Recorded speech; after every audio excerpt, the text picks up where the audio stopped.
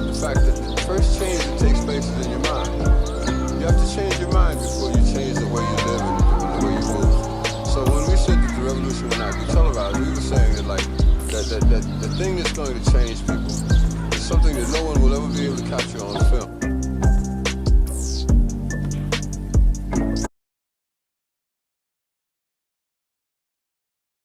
Yo, welcome. All right, let me make sure all my things are in place. I think we're good. Okay, so what's up, everybody? What's up? Welcome to the SIP community space. It is so nice to have you here. Today we are going to be talking about the crisis in our body. In the world we live in, it's very easy to attach this crisis to something negative, this really bad symptom that you may have. But the truth is, it is actually a pretty incredible skill. And we're going to get into that. But first, as we always do, we're going to breathe. So regular charge breaths into your upper chest. We're going to do 5 regular charge breaths through your mouth into your upper chest. Then we're going to take a moment, and then we're going to do 5 doubles. But first, 5 regular charge breaths.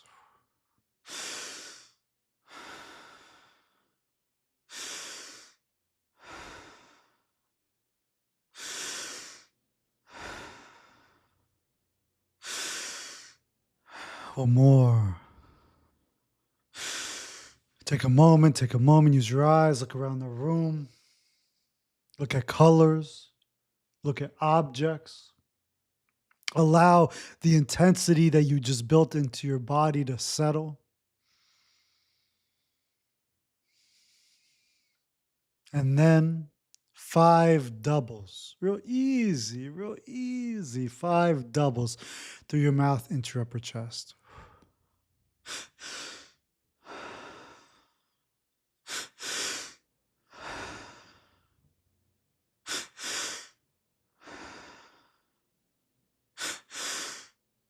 One more.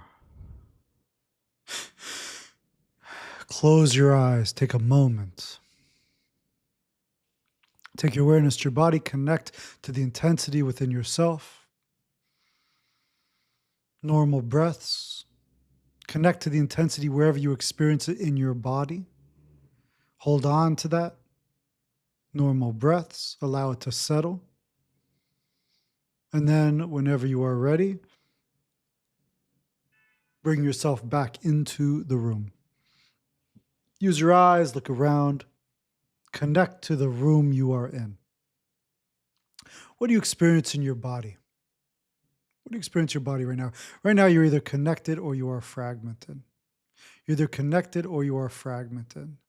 I want you to think about this. Well, first of all, it's nice to have you.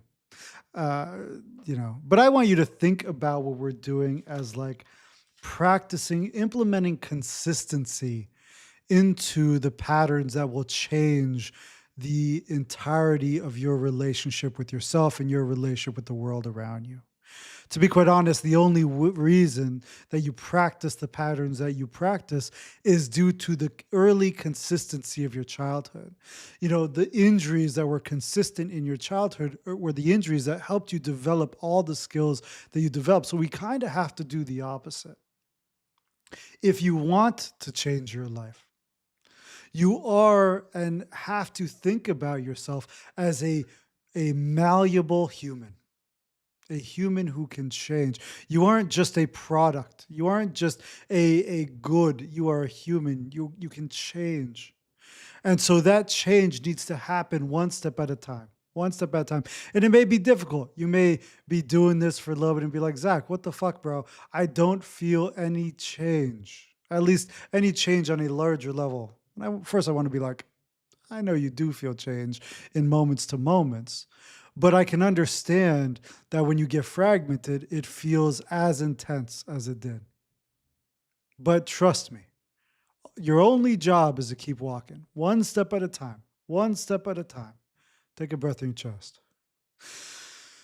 What do you experience in your body? either connected to yourself or you're fragmented. In this moment, you're in one state or the other. You're either connected to yourself or you are fragmented. This is the foundation.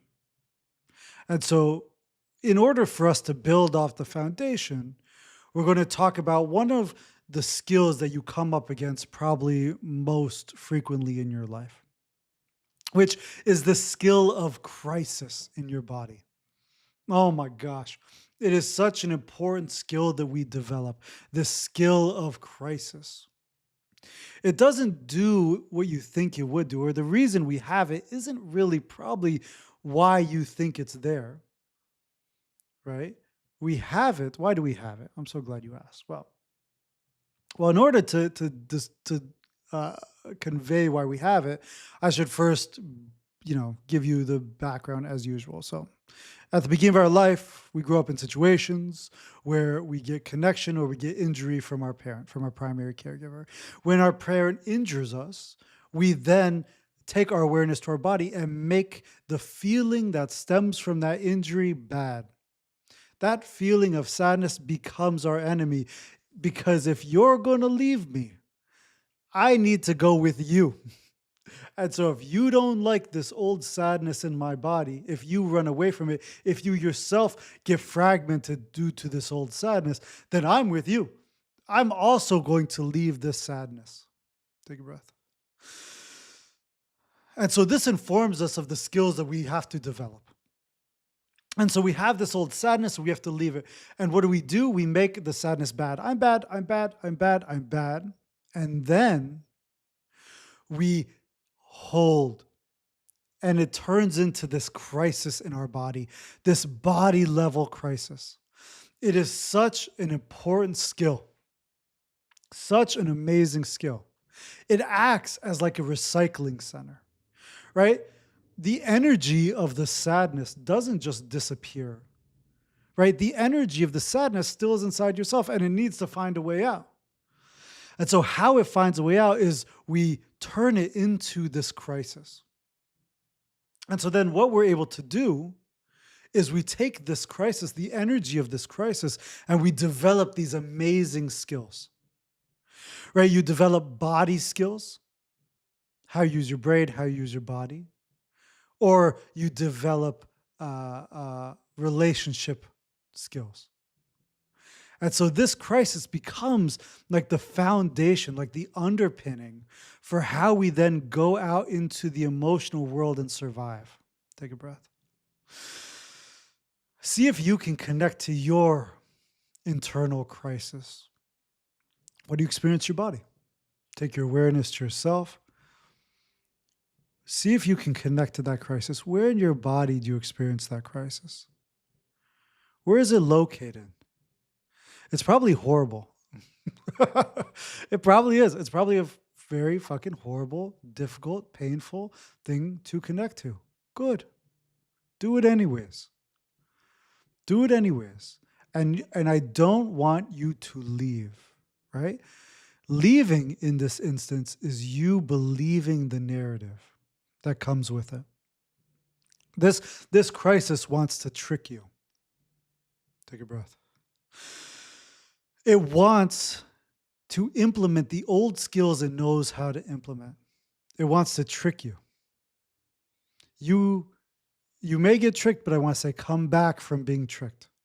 The only thing I want you to do is just take your awareness to your body and just connect to the body level crisis.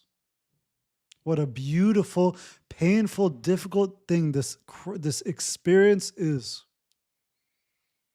Take a breath. Your body experiences life. Your brain attaches narratives to the experience. And don't get me wrong, one of the most fun things in the world is you creating all kinds of narratives that you get to attach the experience of life to. You can do such wonderful, fun things, have such beautiful relationships based on how your mind takes the experience and attaches stories to it. But for this moment, I just want us to just connect to the body level crisis. Take a breath. What is it like in your body? Hold on to it. Soothe it. This is not a crisis. This is not a crisis. You know, a wise man once said, life is a somatic experience. Life is a body experience. What we do with our head isn't actually the life part. That can add to it, that can be the icing of the cake, but it's not actually the life part. And so if you want to heal the underlying injuries, what we have to do is we have to simplify. We have to detach the narratives that we connect to whatever is happening in our body. And so if you are fragmented right now, there is an old crisis in your body. Take a breath. Hold on to it. Your only job is to start to soothe this crisis, the body level crisis, because you know what? We have to get to what's underneath. Right? You can probably see, I don't know which way I'm pointing, you can probably see on this little ladder we got going that the crisis is all the way up here. Our goal is to get back to ourself, to our sense of self, to be able to live from a state of consistency inside of ourselves. And so we have to, if we believe the crisis, we go back up. If we believe the crisis, then we need to survive the world we are presently in. We need to survive the world we are presently in the exact same way you survived your mother's home. Right? That's where you develop the skills. Right? If you never left your mom's house, I would say, good. Keep going up the ladder. You have the exact tools you need to survive your mother and her home. But we are adults. We're in a much different place now. I mean, I hope you're an adult watching this. I don't know if children watch this. If you're a child, hello, child. You're perfect. Take a breath in your chest. Oh my God, so nice. Just real quick, I have like a 2-year-old, you know? And so my wife and I decided that we would, every morning before I leave, we would breathe as a family. And so this morning, I was like, I was in the shower about to leave, and I was like, we got to do it. So we sit down, I go into the bedroom, I look at my daughter, my son's, you know, he's 4 months, so he's like kind of asleep. And my wife and I say, we're all going to breathe. And my daughter is like, oh, okay. She puts down the thing in her hand, and then we as a little unit breathe into our chest. And she's there with us. We do some charged breaths. We close our eyes. She closed her eyes. I peeked just to see if she had closed her eyes, connect to ourselves. And then we all said goodbye, and I went about my business. And I was like, wow. Can you imagine if all of us were forced to stop and breathe like that when we were very young? You know? I want to say probably 99% of us do not get that luxury. 99% of us learn to hold our breath. Take a breath. To be able to practice charged breaths when you're 2 years old, to start to connect that to your connection with your family. Man, I'm so grateful for those moments with her. At the very least, you know, she's going to have her own injuries in life, but at the very least, I will make it easier for her to acclimate to tools that she needs when she starts looking for herself on a deep level. How lucky I am. Take a breath. Sorry, a little detour. Right, you either have a choice. If you believe this crisis in your body, you will continue the battle. You will fight against people and things that you don't need to fight against. You will try to implement your mom's home into whatever your current life is. You will need to live in the same energetic environment as your mother if you believe the crisis. You will need to. You will make decisions to put yourself in situations that are the same as the injurious moments of your childhood. Take a breath in your chest. The crisis, I want you to think about the crisis as the crossroads, right? It is the crossroads of your mental health. And it's tough, right? Because a lot of mental health, what they do is they actually just have you attach your crisis to various things. So if you get to a place where you're like, oh my God, I've got anxiety. Oh my God, I've got anxiety. Well, all you're really doing is practicing the skill of anxiety. You're attaching your old crisis to these diagnoses. The truth is, if you actually want to pivot, we need to learn to put down the skills of crisis that we learn to leave, that we use to leave ourselves. There's nowhere to go. Take a breath. There's nowhere to go. You're perfect. Is it potentially uncomfortable for a moment right now? Yes, it probably is. You connecting to this old crisis is probably very uncomfortable. Probably the way in which you know how to soothe this discomfort is shit that's going to put you into positions that are going to not be the most beneficial for you. So, first step is to stop believing this crisis. This crisis is not an idea. There's no truth in the narrative. It is an old skill that you use to leave yourself. Take a breath. Hold on to it. Give it connection. Say, you're okay. This is an old feeling and not about now. This is not a crisis. You haven't done anything wrong. You're not bad. So I also want to say,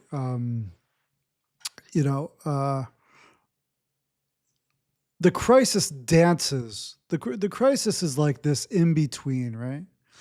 It like dances with other skills, right? So if you look right under it, we have the skill of our basic fault, right? Our basic fault. And that's when we turn our sadness into I'm bad. And so the I'm bad and the crisis dance. They do a nice little dance together. You tell yourself I'm bad, it feeds the crisis. You live in a state of crisis, you take actions from the state of crisis, and then you look at those behaviors and go, oh my God, I can't believe I did that. I'm so bad. And it becomes this feedback loop. Take a breath. And so that's why it's so important for you to not demonize the actions that you've taken in your life. For you to not sit in bed and go, oh God, I can't believe it, I can't believe it, I can't believe it. No, do not do that. Because all you're doing is practicing the skill of living in this crisis. What I need us to do is actually step away from the crisis, soothe the crisis. The crisis is a skill that you develop to help yourself leave yourself. Take a breath. That's it. That is its purpose. On top of that, you develop skills to then get love. You develop skills to like become small or become big, to get love, to push away the world, to pull away the world.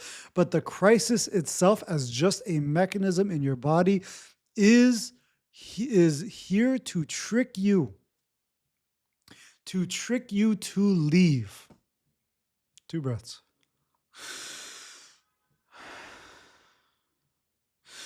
Stay with it. Hold on to it. If you can feel it in your body right now, good. What a gift. What a gift. Your only job is to soothe. Imagine it on the wall, the crisis. Say, I'm here for you. I'll protect you. You haven't done anything wrong. I'm not going to leave you. I'll take care of you. This is how any child would feel who went through what you went through. This is not a crisis. We live in a world that wants you to believe the crisis. They are doing everything they can to have you connect this old mechanism inside yourself to the world. Take a breath. The second you connect this crisis to the world, you need the world to save you. That doesn't mean that you don't take your strength and use it to navigate the world. You do. But that's a different thing.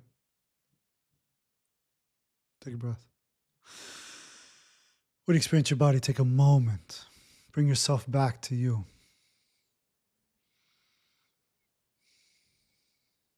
Don't believe the crisis. Why is it so easy to believe the crisis? Well, the crisis was necessary to not die when you were young, because emotional abandonment equaled death. And so your nervous system needed the crisis. It needed to go like, oh my God, oh my God, oh my God, around emotional things. And so emotional things come up in our world, and your body is reacting like it's going to die. You're not going to die. Your girlfriend or boyfriend or wife or husband can leave you. They could say, I'm done with this relationship, and leave. And you know what? You're fine. I mean, it may be sad. Excuse me. You may need to grieve, but you will not die. Take a breath in your chest. That's not the case for when you were very young. But now as an adult, if we attach our body level crisis to anything in the world that is an emotional thing, right? Unless your life is currently in danger. If your life isn't currently in danger, yeah, it's a fucking crisis. Run, jump, dodge, duck, roll. Anything besides that means that your nervous system has taken you to a place where we don't need to go. Think about the kinds of things your partner does that brings up crisis in your body. Take a breath. Think about the things your family does that bring up a state of crisis in your body. Great, connect to the crisis. Take ownership of this. Do not make it about them. If you make it about them, you become a slave to that person. That person doesn't actually get you to connect to. You have disappeared in the relationship. You are no longer here. You are no longer now. You have gone away. 2 breaths.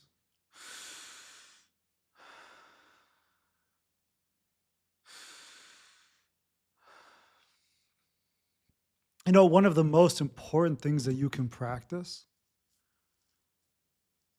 is the practice of containment, of holding on to the experiences in your body. Right? I want you to think about your body as like clay. Right?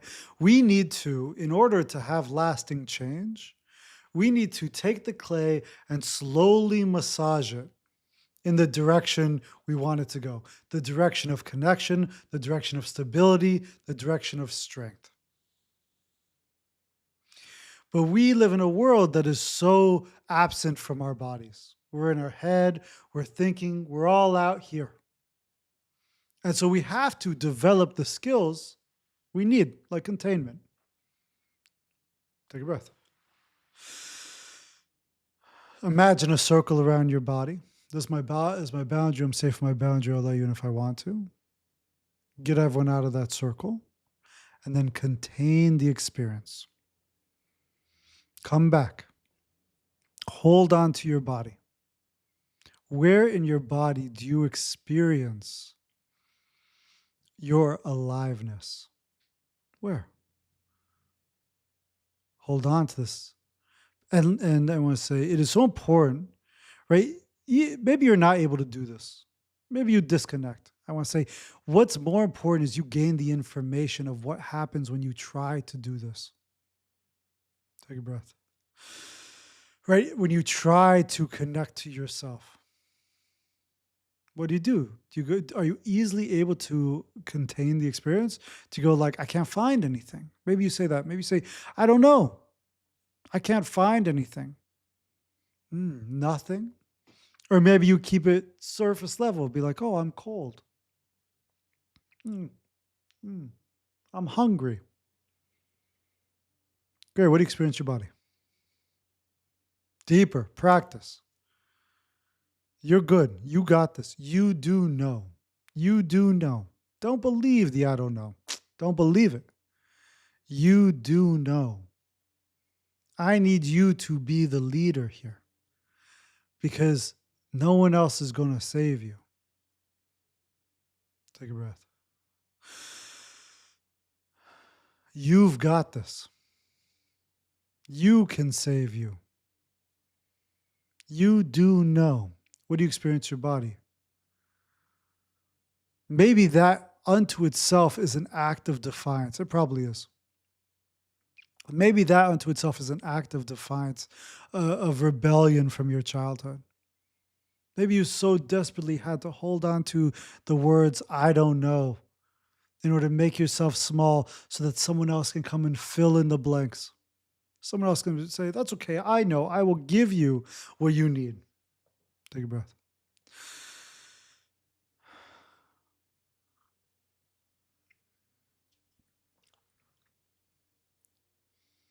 You have everything you need. The world cannot give it. Everything outside yourself is a tool. Some tools are going to be great, but all tools only either help you move towards yourself or help you move away from yourself. And what a lot of people do is they believe that their crisis is real and they go and find all the tools in the world to continue to run from themselves. You know, like conspiracy theorist comes to my mind. Someone who really is very good at finding all these conspiracy theories. They are taking their crisis and using their crisis as a means to try to protect themselves from these larger things that are hidden. The truth is not hidden. There's no need to go down the rabbit holes and seek a hidden truth. The truth is in you. You know the truth. The truth is that that crisis is not real. Except the more that you start to put down your crisis, the more you soothe your crisis, the more you have to contend with what's underneath it. And that, my friend, is the real difficult part. Because what is underneath it is the depth of sadness, the sadness that you were not allowed to feel, the illegal sadness that you were not allowed to feel. It was illegal. You feeling that sadness equated to potential of dying. And that sadness stems from how your mother abandoned you, the flavors in which she left. We all need to grieve the truth of our childhood. That, my dear, beautiful friend, is the truth of the human experience. Take a breath. The journey back to being able to grieve the thing that you were not able to grieve because you had to make sure that you built up skills and resources to hold on and get love and connection. It is a beautiful journey back to ourselves, back to find the old crisis. The old sadness, which is being hidden by this like these vines of this crisis. Oh no, oh no, oh God, oh God, oh no, oh no, oh no, oh no. They left me. Don't leave me. Come back, come back, come back. Or God, I can't stand them. Leave me alone. Oh my God. Oh, my mom. Oh God. Leave me alone. Oh God, so annoying. Take a breath. What do you experience your body? In your body, you know the difference between a true act of caring and the old crisis. And you're probably so good at believing this crisis that you're able to do things to mitigate moments of the crisis. Right? If you feel like they left you, oh my God, they abandoned me. And you're so good at strategically having them tell you, like, or showing you that they haven't abandoned you. And then for a moment, the crisis soothes. Ooh, take a breath. Don't believe the crisis. It's going to trick you. If you get that fake love of soothing of the crisis, you're going to think that's the right direction. You're going to think that you need to continue the dance. You're going to double down. You're going to double down on the skills of trying to get love from the world, of trying to get the world to save you, to heal you. Whether that stems from them giving you breathing room or that stems from them suffocating you emotionally. Take a breath. You know, our crisis is so skillful because it shows up in so many different ways. But the way I really want you to pay attention, actually, there's two ways I want you to pay attention to how the crisis survives in your world. The first way is mind and body. On a mind and body level, what do you do with the crisis? But I want you to think about that as a spectrum, mind and body. Either our crisis makes us really fast, or our crisis makes us really slow. So either you really use your crisis as an engine to think a lot, get lost in your thoughts, overanalyze, get pretty intense, or your crisis does the opposite. Your crisis makes you very small. Your crisis has no thoughts. There are no thoughts. You say things like, I don't know. You're lethargic. You're tired. Maybe as we take these breaths, you yawn. You stretch to try and stretch away from the discomfort in your body. Small. The crisis is moving those two things forward, or wherever you are on the spectrum. The crisis is the underlying engine of those skills. And that is how you continue to practice internal skills of you leaving yourself. Right? It's easy to see those things as not skills.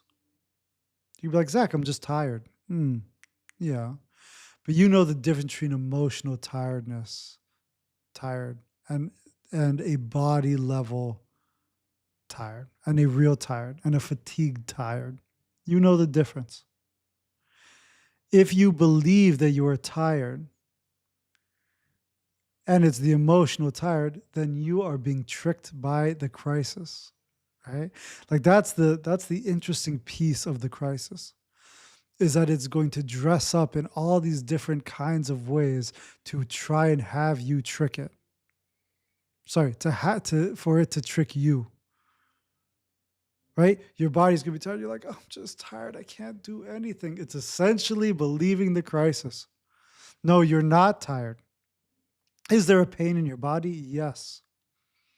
But that emotional tired is not about being tired. That emotional tired is about the sadness. Yes, you are emotionally hungry. There is the crisis. You eating is not going to assuage this crisis. You eating is just going to have you probably stuff yourself to the point in which you are disconnected from your body. Take a breath. Or maybe you do the opposite. Maybe you don't eat. Maybe it's difficult to eat. Maybe your crisis tells you you're not hungry. That is the thing to not believe. That is not about not hunger. That is about the crisis. That is about the sadness. Take a breath. Right, so think about the skills that you implement in order to trick yourself with the crisis. It is much more important for you to take your awareness to the crisis in your body and practice connecting to the crisis. The more you practice connecting to the crisis, the more we get to see the crisis for what it is, as opposed to it being a piece of the narrative. Take a breath. Another one. See if you can find the crisis again on a body level. Great, hold on to this. Great, there's nothing to do. No one is going to come and give you anything to save this. You soothe it right now. Right now. I love you. There's not a crisis. There's an old feeling and not about now. Breathe. What an opportunity you have. All of our fragmentations, we're connected or we're fragmented. All of our fragmentations have a crisis. Don't believe it. You're perfect. Your life is okay. If there are things that you want to go do in your life, great, go do them. If there's change that you need to make, great, go change it. Connect to the beautiful strength that you have and go do it. But if you find that old crisis and it's convincing you to go do something, stop. Stop. There's nothing to do.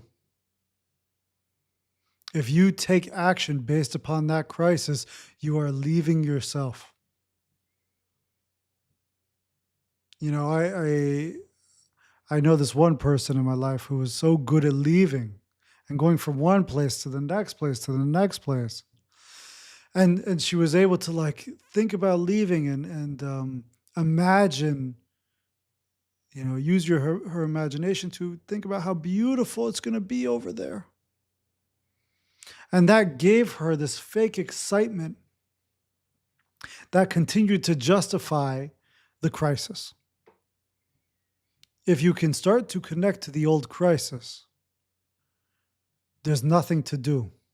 The behaviors that you take from the crisis in which you think that feel like they are attuned to what you need to do. If it stems from a crisis, don't do shit. Don't go anywhere. Don't take action. Except for come back to yourself. Because we have to figure out if that behavior is a true thing or not. You have to come back to yourself and you have to soothe, do the work. When you're back to yourself, be like, what do I really want? If you do the work and you find that you are again connected to yourself, I would say, great. Then go do it. If that's where you want to be and we have done the work, then that's exactly where you should go. Breathe. Use your eyes, look around the room. You can't be in your head and in the room at the same time. Use your eyes, look around. You can't be in your head and your body at the same time. Breathe. Feel your body. What's it like being alive right now? What a beautiful thing. This life is so short. Enjoy the experience in your body, even if it's uncomfortable. Good. Breathe. There's nowhere to go. If you do find the crisis there, your only job right now is to soothe it. If you find that you're connected, great. Make this your home. If you connect to your body right now, take a breath. And you feel this very old sense of well-being, great. Here's your home. Here's your home. Give it love. Say, I love you. I'm here for you. I'll take care of you. You can trust me. You can trust your inner self. You can trust your inner voice. You don't have to be alone anymore. My love will make you well. I accept and cherish your love. I'm proud of you. Breathe. The only way we can actually get back home is if we start to take the power out of these fragmentations. And how we're going to take the power out of these fragmentations is to see the crisis for what it really is. It is an old mechanism of you leaving yourself. It is not a truth teller. As they say, our bodies are survival machines. They are not truth telling machines. So when you experience you are fragmented, there is no truth in that. At one point in time, it was true. That was the world you grew up in. And so you had to implement those skills then. But you are gone. That is gone. You have changed. You're in a different place. You're a different person. You don't need love like you used to survive. You need love differently now from you. And it's nice to get it from the world. Take a breath. But don't give the world so much power. You got everything you need. We got to get to what's underneath this crisis so that you can actually heal the things that you need to heal. But every day is a practice of doubling down on the crisis and building strength and being in crisis, or the opposite. This is not a crisis. This is not a crisis. Take a breath. What's going on in your life right now? This is not a crisis. This is not a crisis. Allow yourself to start to give that message to yourself and emotionally abandon the world. Allow the world to abandon you by you giving yourself that message. This is not a crisis. I hope that the world shows up for you in all the beautiful ways that you deserve. I do. Take a breath. But also, if they don't, good, fuck them. Fuck them. You don't need it. Fuck them. This life is short. You don't need to chase around the people to love you by making yourself small, by holding on to a crisis, an old story that's a ghost of your past, a whisper, not even a whisper, an echo of your past. That's not even about right now. Take a breath.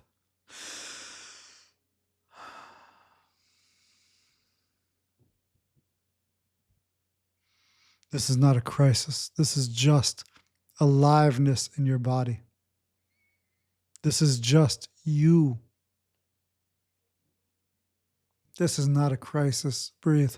Feel that experience in your body. Here you are. Don't believe the narrative that had to make this bad. This isn't bad. Don't run away. You have everything you need to handle it. You can handle anything that comes up in you.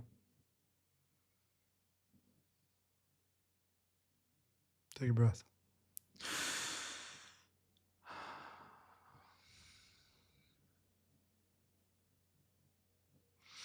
I'm glad that you joined me today.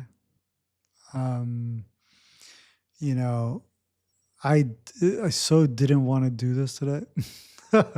I felt such a little crisis in my body.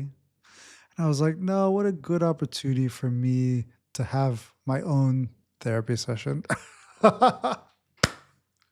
Essentially. Um, So yeah, so I did it. I did it. I'm glad I did. I'm glad you're here. I'm glad that we're on this little adventure together. Remember, this space, hopefully one day people will engage and like bring their own shit in, and then it can be a little back and forth. But until then, this is just gonna be my place to do my work, to connect to my old stuff, and really navigate the things I need to navigate, to kind of show you. I hope to be a mirror for you, to kind of show you how to do it. And then when other people come in, you can kind of see, you'll see it in different dynamics through what other people talk about or what other people bring in the chat. But until then, I'm glad that you joined me. I really am. And um, we're gonna take 2 breaths, and then we're going to wrap. So 2 breaths into your chest.